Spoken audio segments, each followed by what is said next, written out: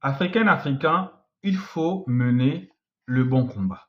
C'est important. Il faut vraiment mener le bon combat. Et intellectuel africain, il faut vraiment que vous soyez des guides, des personnes qui sont au fait des problèmes actuels, des problèmes qui minent nos continents actuellement et apportons des solutions idoines à ces problèmes-là.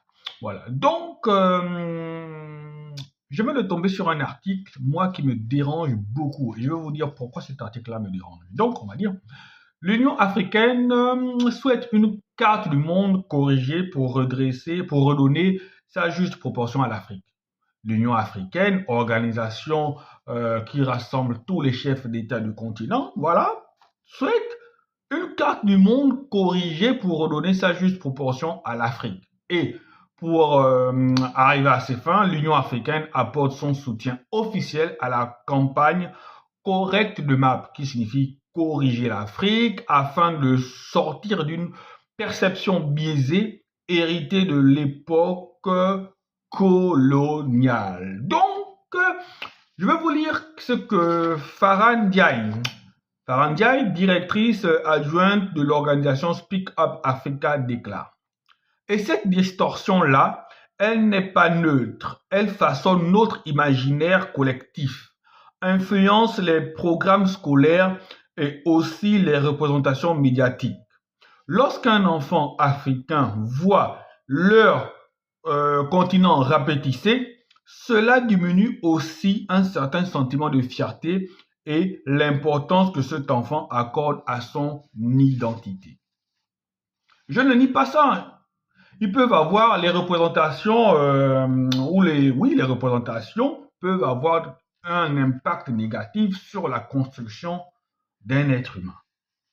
Je ne refuse pas. Donc, la carte Mercator dont on utilise aujourd'hui, voilà, la projection Mercator est utilisée sur tous les planisphères du monde. Il a été créé au XVIe siècle pour la navigation maritime. Elle grossit l'Europe, l'Amérique et rapetisse l'Afrique. Bon, moi, ce qui me dérange dans cette histoire-là, et je vais vous dire ce que je pense. Moi, ce qui me dérange dans cette histoire-là, c'est que lorsque les Européens, pour des questions mercantiles, pour des questions qui sont les leurs ou pour leurs intérêts, ont créé cette carte-là, ont créé cette représentation du monde-là, ils n'ont pas eu besoin de demander la permission ni aux Africains, ni aux Asiatiques, ni aux autres peuples. Ils ont créé cette carte-là, ils l'ont imposée. Moi, ce qui me dérange dans cette chose-là, c'est que pourquoi nous les Africains, vu que cette carte-là nous dérange tant, vu que cette carte-là est à l'origine de tous les maux de l'Afrique, parce que c'est un peu l'impression que ça laisse penser, que si l'Afrique est sous-développée, que si les jeunes Africains prennent la mer et meurent dans le désert et la Méditerranée, si il n'y a pas de démocratie dans nos États, si il n'y a pas de structure sanitaire dans nos États, tout cela vient du fait que les Européens ont rapetissé dans la représentation sur la carte le continent. Donc, si cette carte-là dérange tant, pourquoi l'Union européenne, plutôt l'Union africaine, ne prend pas la décision de faire une autre représentation de supplément de la carte du monde? On peut aussi, en tant qu'Africain, faire notre propre représentation de la carte du monde. Je pense bien que si on se penche sur la question, les Chinois ont depuis longtemps corrigé ce planisphère-là. Les Chinois ont depuis longtemps une autre représentation du monde. Ils se sont fait leur représentant du monde en fonction de leurs aspirations. Les Russes, pareil. Tous les peuples qui souhaitent dominer les autres se sont fait une représentation du monde en fonction de leurs intérêts.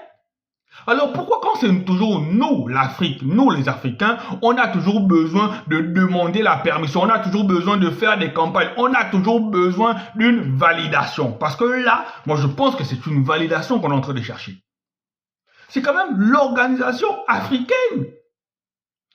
Les 54 pays se sont réunis, cotisent les trucs, on peut décider unanimement nous-mêmes de créer une carte. Et après, on crée la carte pourquoi aussi? C'est quoi la vision? Même les échanges économiques entre États africains sont inexistants. L'Afrique, c'est le continent des importations. On reçoit tout. On ne construit rien. On ne transforme rien. Maintenant, les autres ont fait leur carte sur la base des dominations qu'ils ont, sur la carte des intérêts, sur la carte du fait qu'ils nous. La projection ou la carte qu'on veut faire, c'est quoi la finalité? Simplement rendre le jeune Africain fier de ses origines. C'est tout. Et comme moi je l'ai encore dit, le fait que cette représentation Mercator-là fait en sorte de rapetisse l'Afrique, est-ce que c'est ça qui fait en sorte que l'Afrique soit un continent sous-développé? Est-ce que c'est ça qui fait en sorte que l'Afrique connaisse un chômage exponentiel? Est-ce que c'est ça qui fait en sorte qu'il n'y a pas de démocratie en Afrique? Est-ce que grossir le continent sur la carte va régler tous ces problèmes-là? Je demande à comprendre. Expliquez-moi.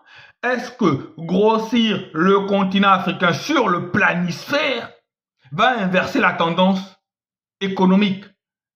Va faire de l'Afrique une superpuissance économique? Posons-nous les bonnes questions. Posons-nous les bonnes questions. Ce genre de choses-là, ce sont des combats contre les moulins à vent.